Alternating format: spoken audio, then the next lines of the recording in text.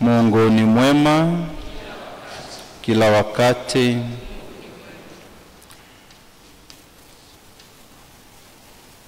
Tumesikia kutoka somo la kwanza, na mimi ningependa tu tutafakari mstari huu wa kwanza au maneno haya ya kwanza ambayo Paulo anasema, sioni haya kwa Injili. Sioni haya kwa Injili, ama pia tunaweza tukasema sioni aibu kwa Injili au sionei aibu kwa Injili. Ni kama Paulo ananiambia mimi na anakuambia wewe kwamba usionee aibu Injili. Usione haya kuihubiri Injili. Wiki hii katika parokia yetu tunaadhimisha wiki ya umisionari, na kila siku jioni kuanzia jana tunatafakari na kuwa na themes mbalimbali zinazohusu umisionari. Lakini pia tuko kwenye novena kwa ajili ya kuombea kazi hiyo hiyo ya umisionari. Sasa umisionari maana yake ni Mungu anatuma watu kwenda kuhubiri Injili, the good news to the people. Na ndio hile tunachukua kwa Bwana wetu Yesu Kristo anayetuambia, nendeni mkawafanye watu wote kuwa wanafunzi wangu. Na tutawafanyaje kuwa wanafunzi wa Mwenyezi Mungu au wanafunzi wa Mungu? Ni kwa njia ya Injili, kwa ajili ya kuhubiri Injili, kwa njia ya kuweka Injili katika matendo. Na hivyo misionari wa kwanza kabisa ni Mwenyezi Mungu mwenyewe. Ndiye misionari wa kwanza, ndiye anayetutuma. Ndiye pia aliyemtuma Bwana wetu Yesu Kristo, ambaye ndiye modo wa umisionari wenyewe. Na umisionari unafanyika wapi? Ni katika kanisa, alafu kwa ulimwengu mzima.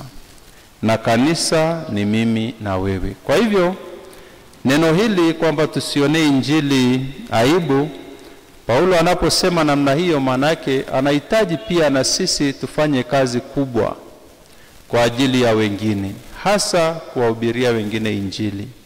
Sio lazima ushike Bible usimame pale barabarani uanze kuongea habari za ufufuko wa Bwana. Hapana. Hata majirani zako, kwenye jamii yetu kuna watu wengi bado, watoto wengi hawajabatizwa. Kuna marafiki zetu wa Kristo wenzetu hawaendi kanisani, hata Jumapili hawaji kanisani. Lakini wengine tunawafahamu, tuko nao, ni marafiki zetu, ni wanafamilia.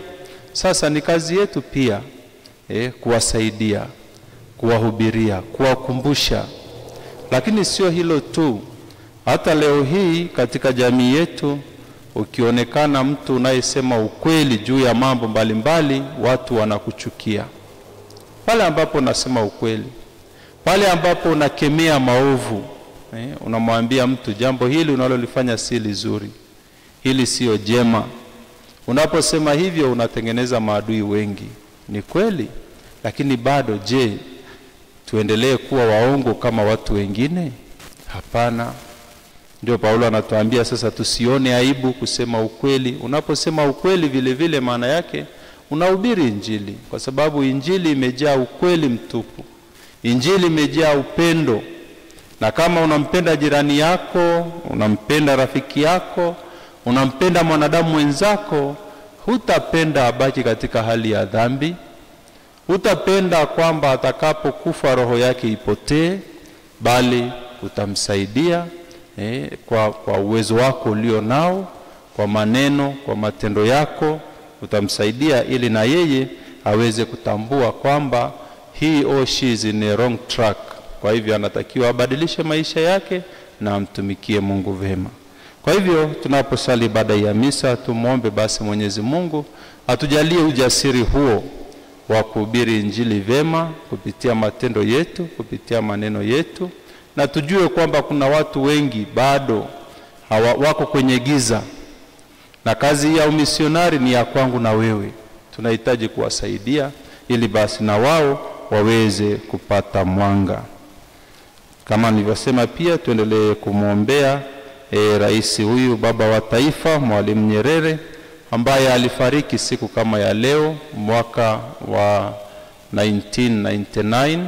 It is almost now 24 years tangu amefariki, na sasa hivi pia tunamuombea ili aweze kuinuliwa, aweze kuwa mtakatifu, na sasa yuko kwenye stage ya mtumishi wa Mungu.